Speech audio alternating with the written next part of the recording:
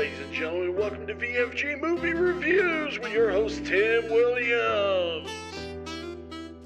How's it going, guys? Welcome to VFG Movie Reviews, and this is my review for Thunderball. Yes, this is a part of our Attack of the Franchise series, where we are doing a movie franchise every month in the year of 2023. Last month we did Creed and Rocky, and you can go right here if you would like to go back and watch that playlist to catch up with where we're at. If not, buckle in and let's get right into this review.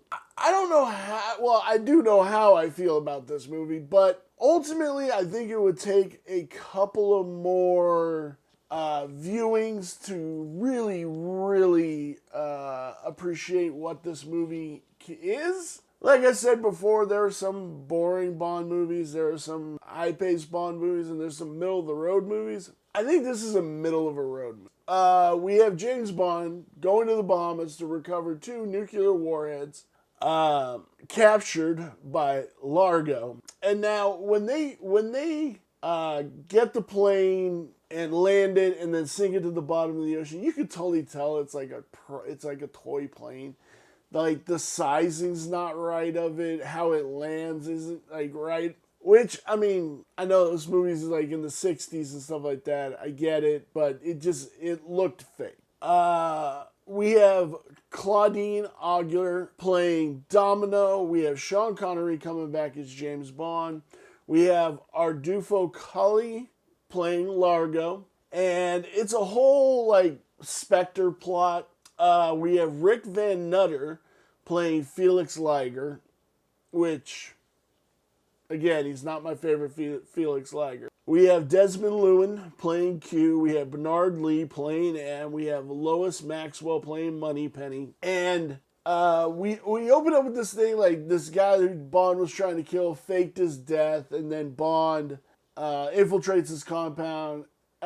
He's dressed as a woman to fake his death and everything, and then Bond ultimately kills him, but then takes his jetpack to get away.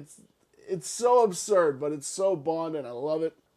We have a lot of underwater stuff, which I kind of think it slows down the movie. Like, there's this big underwater dust up from Bond's side and then the bad guy's side, and it's kind of cool, but then it's kind of like, oh my god, this isn't how this would go down.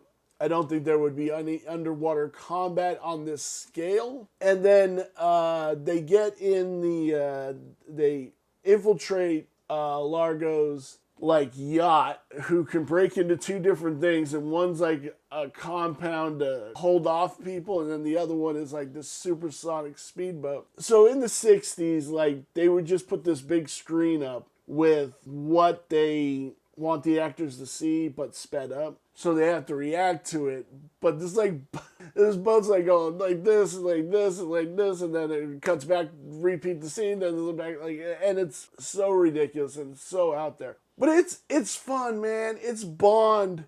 It's fun. And yeah, man, it's Sean Connery doing Sean Connery things. So the last 3 people on the boat, he throws the one guy off the boat, and then they jump off. The boat hits rocks and blows up. The one dude's still in the water, but Bond inflates a raft. Him and the girl get in. They kiss, and then Bond connects a rope to his neck, and then a plane comes by, hooks the rope, and shoots them off, and like they're like flying behind this plane. It's so goofy. It's a cool stunt, but it's so goofy. It's so goofy looking. I mean, I dug this movie for the sheer fact of how over the top it was, and it's pure Bond, baby. You gotta love some pure Bond. Where does this lie on my 5-star review? The story is a 2.5. I just really didn't dig the story too much. The cinematography is a 3. Kind of seem a little lesser in this one. The characters are a 3. The design, I don't know about the design on this one. And it brings our score to 2.875. Guys, have you seen Thunderball? When was the last time you've watched Thunderball? I would love to hear it down below in the comments. Thank you for watching this review, and I will see you in our next one.